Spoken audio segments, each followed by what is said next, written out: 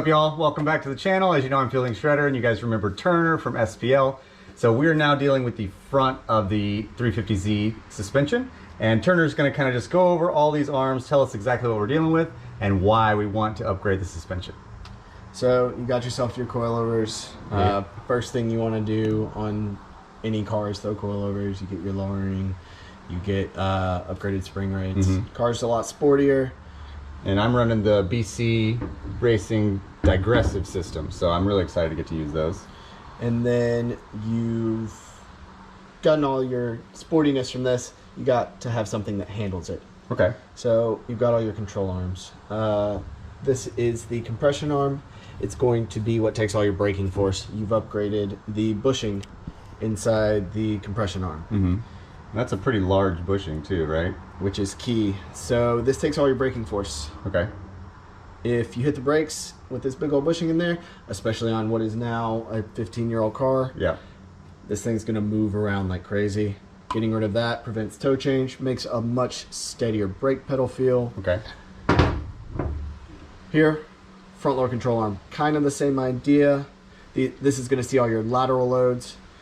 We have our white O-rings in here. What those do is your end link is connected to your sway bar, which is connected to the lower control arm. If you don't have something in here that prevents the articulation, this thing's going to rock back and forth when the sway bar hits on it. So those are really important. The reason why we have the black O-ring in this one is to prevent any noise when you hit the brakes. When you're on the brakes really hard, especially people that use a lot of angle. So the black is softer than the white? Is that exactly? Okay. So people that use a lot of angle, this bushing gets twisted over really hard. You. And we had some complaints from customers that they'd hear a lot of noise. So we made a little recess in the arm to hold this O-ring, and that way you can get a lot of movement out of the front suspension without any noise. Okay. So our front end links are here. We provide spacers on these so that with the adjustable sway bars, you can orient it however you need to. Because you have different mounting points, you can change the length of this and change how far it's spaced off to hit every one of those mounting points. Adjustable end links are important to prevent preload in your sway bar. That way the sway bar works. It's just a big spring, so if you have preload in it, it's not going to work to its full potential. Your front bump steer adjustable tie rod ends. The reason you need these, whenever you lower the car, it will induce bump steer, which causes a toe change while it sweeps. You don't want that. It makes the car feel inconsistent. It'll make it track along the cracks in the road. It's really annoying. I felt that. That's a fantastic improvement. And then finally, the front upper arms. I love these things. They are a really sleek design, if I do say so myself. Yeah, I know you designed them. I'm really proud of these. Caster and camber adjustments are really easy. It's the same socket cap screws that we use on the rear arms and a 12mm socket. Adjust them both out for camber, adjust one out at a time for caster change, and I induced 1 degree of extra caster in the arm to begin with. So generally when you have a more aggressive setup, you want a more aggressive caster. You gain a little bit more camber and a little bit more steering feel. So caster is always good to have. That's the basics of the front suspension here. Really the key to most everything SPL, we keep it lightweight and we get rid of deflection. We want your suspension to work to its full potential. You're not going to have issues with toe change and camber change under high loads that isn't consistent. So you can drive very consistently. We also allow you to tune in your alignment to just that real specific spec. And it allows you to, really drive the car to its full limit. Okay, perfect. So now we know all the different arms, we know what they do. Now we got to install them. So where do we start there? All right, so we're going to do the front upper arms first. Since you have everything off the car. Front upper arms, and we'll attach the knuckle to the front upper arm. We'll get the coilover up in there. We will place these arms on and then slide them up into the coilover. This one has the brace that goes beneath it. So we want to attach it to the knuckle first so it's in the arm, and then we can slide it up over the brace. Then tie rod ends, we're not going to do the end links because we're going to wait until you do your alignment to attach the front end links. Makes sense. All right, let's do it. You already have the front upper arm on. So first things first, this hub was worn out, so I bought a new one, and it was only like 50 bucks. This is the little things that will nickel and dime you to death, but it's important on a build like this. You don't want to have a hub go bad in the middle of a race or in the middle of a corner when you hit a wall. So replace it while you can. It's a Detroit axle, just a cheap brand I found online, so not anything fancy, but it works. All right, so next we're gonna go ahead and do the front upper arms. So Turner here has the upper arm. Just kind of work it in there, and then there is a particular direction these spacers go in. The thin ones go to the middle, thick ones go to the outside. Okay. But you'll figure it out because it won't go on any other way. Yeah, that's the only way to get it on. All right, and then we'll grab the hard one. So a little bit of thread lock on each one. All right. And feed them in. Pick them up just a bit. And these will be torqued to foot-pounds. Perfect. And so now is when you can see how nice that articulation is. And I know that you said these have some break-in. Yep. But definitely very smooth throughout. Yeah, once these break in, you will be able to move this thing around no effort. And even just now, this little bit, it gets a little bit easier. Nice. So one thing you want to do on the Z33 and Z34 chassis on each side, there's sometimes some bolts right here, especially on the Z34 chassis. Okay. They can come into contact with the arm, so make sure you don't have any metal bolts or anything coming out on the firewall this plate right here. Yeah. But you have clearance everywhere, so we're good on this side. Okay. So it's like a bracket or something where the bolt just kind of pokes through. Mm-hmm. And then another thing you want to make sure of is that you're putting the arm on the right side of the car. Oh yeah, that's probably important. The thinner portion is going to go towards the front of the vehicle. We got thick portion, thin portion here. Also, if you lay the arms on top of each other, right, the OEM and this one, it makes it really obvious which side is which. Just make sure you put it on the right side, because otherwise bad things will happen. Yeah, or you'll just get most of the way done and be like, crap, and have to rip it all off. Exactly. And do it again. All right, what's next? Throw the knuckle on right here. Okay.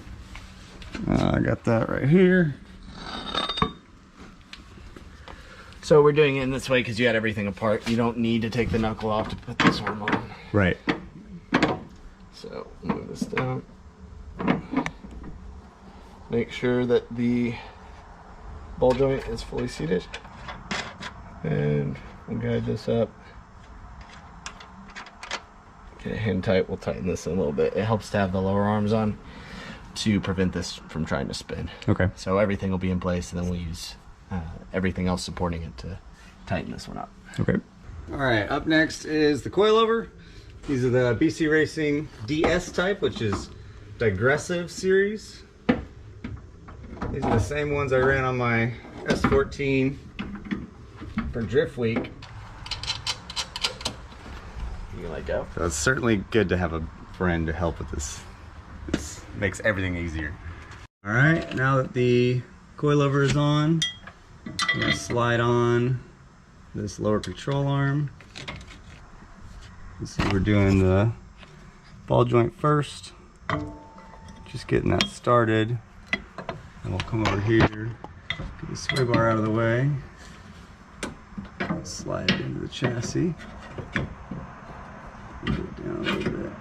Getting these in is always a pain. There's little nubs on the chassis. Yeah. All right. Looks like we're in place there. Yeah, that looks good. Send that bolt through. Towards us.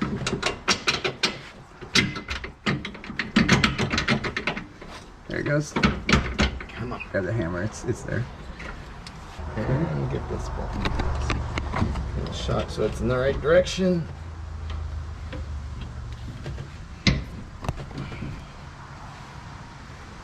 Get that lined up. There it goes. Okay, that's in. And now, tighten all this down. yeah, so let's bust off the sway bar end link, the old stock one. Alrighty. All right, we got that off. Up next, go ahead and tighten these. Again, you know I like to put this Loctite or thread locker on everything. I got this new when I bought this project, this bottle of thread lock. So 1 bottle per build. Pretty good ratio. I think you're probably above 1 bottle a build. I know, right?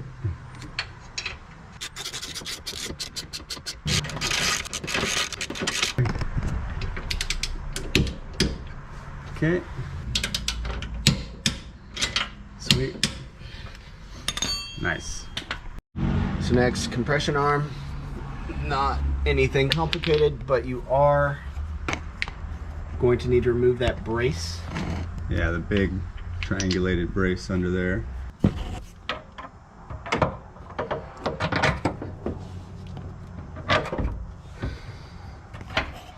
So we just put the ball joint up under here, like that, and then arm on the chassis, put the nut. Just hold it in place. We have to get both sides on before we get it. We tighten it down because we got to put the brace back on. This will just keep it from falling off while we're installing. Right. And so then we can see right here is where you put your nut for that ball joint. Tighten that down and then get your cotter pin installed. Yes, sir. All right. And now we'll do the outer tie rod. Yep. Okay. Let's jump onto that. So our outer tie rod gets shipped with these 2 jam nuts, and everybody's always confused what they're for. There's no flats on this, so if you try and put this through and then put our lock nut up top, it's just going to spin. So what you want to do before you install, take these jam nuts, thread it up by hand till you can get the second one on, and butt it up against the one closest to it. So what we're going to do next, take 2 wrenches and tighten them against each other. This gives you something to grab onto while installing. Get them nice and tight. All right. Pop this baby on.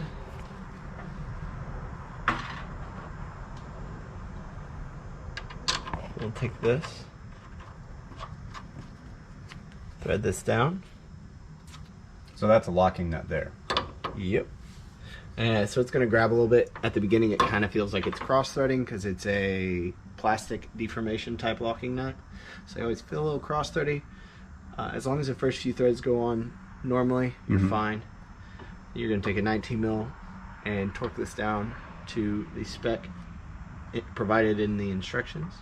Then you'll remove these 2 jam nuts. You want to throw the tie rod end on.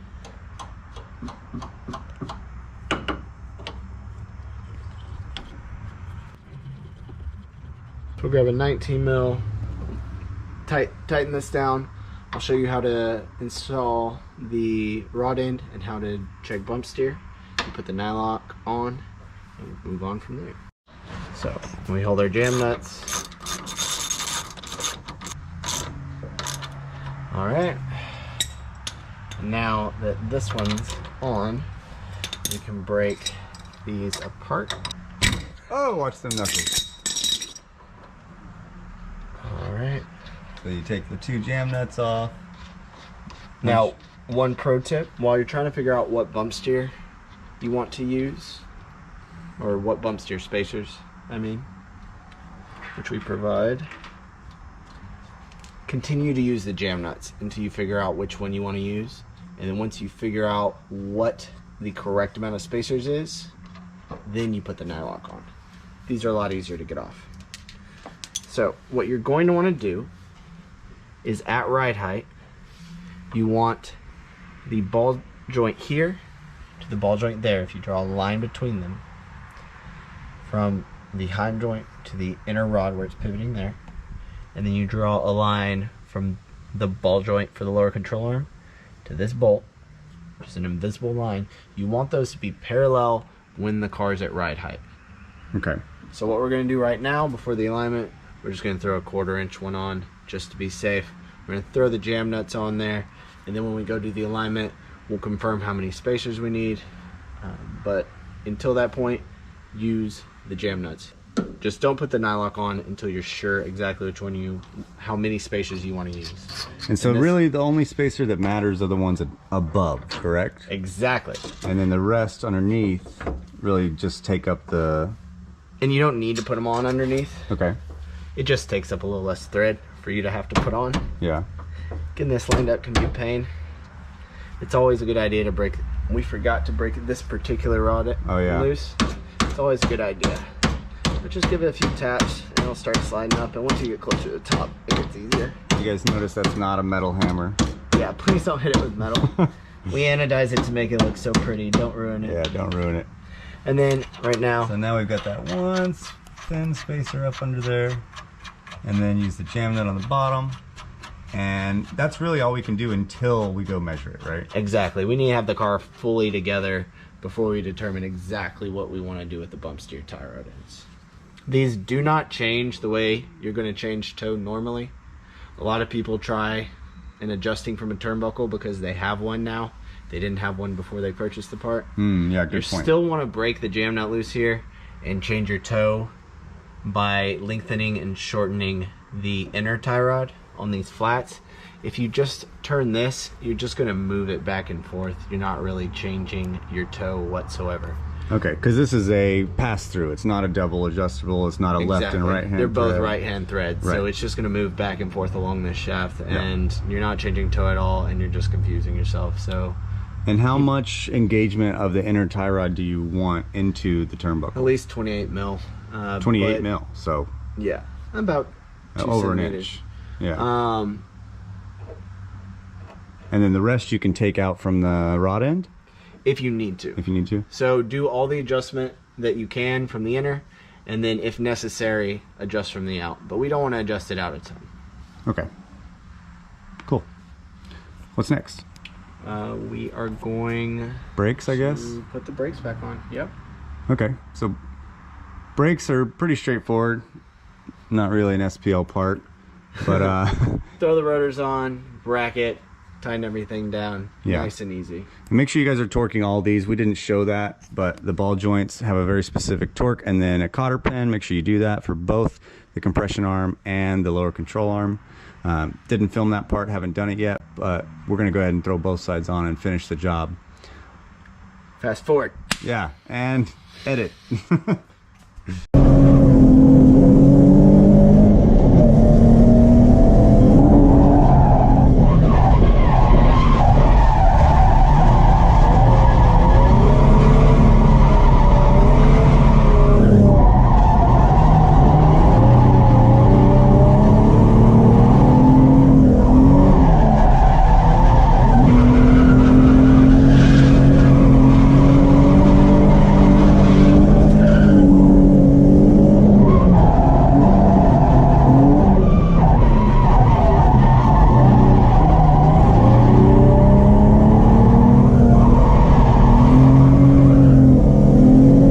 All right, so I finally had a chance to actually take this thing on track and test out the suspension. Holy crap, night and day difference. I did test the car when it had completely stock suspension, just so I could get a baseline and know, how much this upgrade would really do. These SPLParts arms are unbelievable. The alignment went really smooth. Adjusting them with that double adjustable is so much better than not. If you're not familiar with that, that means that you don't have to take the heim joint or the spherical off. In other words, unbolt it from the car, make a small adjustment, bolt it back up, take a measurement, and then have to adjust and change accordingly.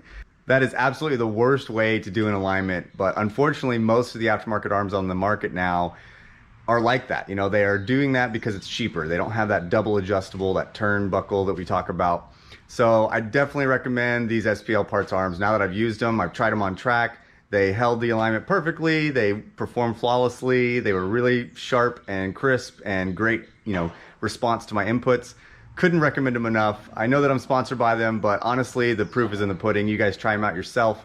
It's definitely worth a little bit extra cost, and it's a lifetime arm. You will never have to replace it. It will never break.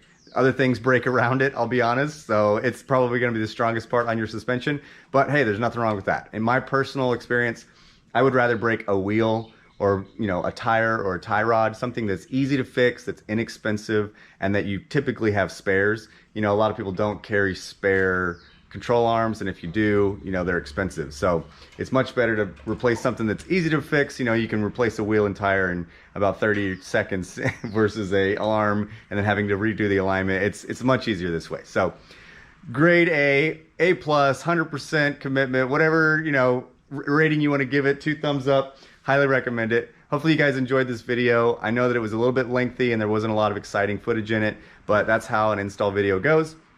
If you guys want to check out the rest of the channel, I've got a lot of cool driving videos on it, and I encourage you to just look at the whole repertoire of what I got and check it out and let me know what you think.